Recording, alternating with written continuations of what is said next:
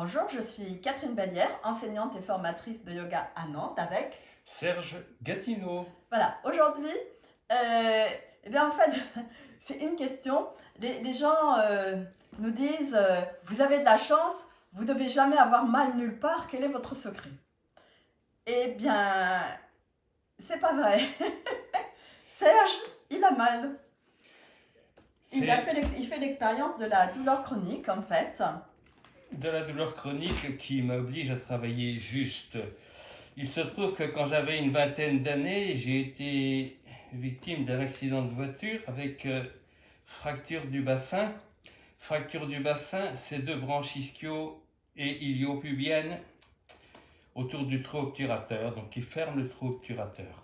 Il y a eu aussi un impact ici. Impactage du fémur qui a entraîné cette fracture. Donc ça, c'était quoi, en 73? 73, oui, quelque chose comme ça, oui. Voilà. Donc à l'époque, c'était une mobilisation... 3 semaines à l'hôpital. Couché dans le lit. Ajouter à ça une chute sur un évé avec une bonne ouverture sur le vaste... je passais ma main sous le vaste externe et le l'ischio-jambier a été atteint également. Donc, beaucoup de problèmes du côté gauche. Pour quelqu'un comme moi qui est très raide, c'était que quand j'ai commencé le yoga en 75, je ne pouvais pas toucher mes genoux quand je voulais faire Uttanasana. Inutile de dire que Paschimottanasana, je le faisais assis sur un tabouret et que je ne descendais pas. Cela m'a conduit à expérimenter les mouvements juste pour pouvoir travailler et avancer dans les postures. Le travail des hanches a été très très important, c'est un leitmotiv que l'on vous répète régulièrement. Travailler les hanches. Pour faire écho à l'idée de Boris Dolto, l'inventeur de la kinésithérapie, le mari de Françoise Dolto. Le bassin n'est pas posé sur les fémurs, mais suspendu au fémur comme un hamac. Donc tout ce qui va concerner le travail des hanches va permettre que ce soit les jambes qui travaillent et pas le dos. Voilà, donc depuis, quand est-ce que tu as commencé à avoir mal? J'ai commencé à avoir mal dans les... Après l'accident? Non, après l'accident, non, non, puis j'avais pas cette conscience que j'ai maintenant. Oui. Ça fait 10-15 ans que j'ai mal. Et que si je ne travaille pas, eh bien, la douleur se réveille. À 70 ans maintenant, il peut m'arriver, si je suis longtemps assis, de boiter quand je fais les premiers pas.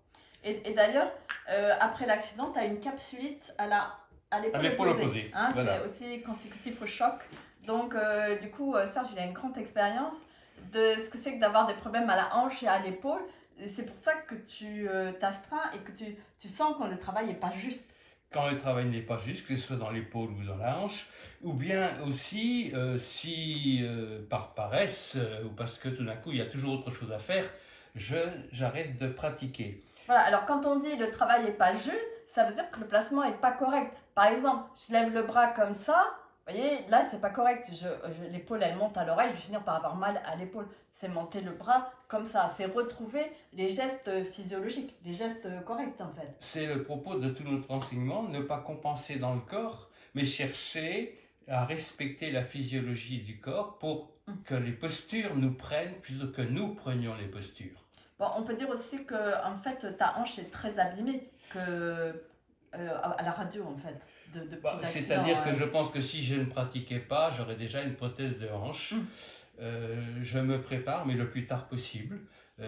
J'espère encore pouvoir entretenir la mobilité de mon articulation. Oui. Après, ce sera l'expérience de la prothèse de hanche, mais c'est sûr que c'est toujours mieux de reporter les opérations parce que des fois, il y a des problèmes aux opérations.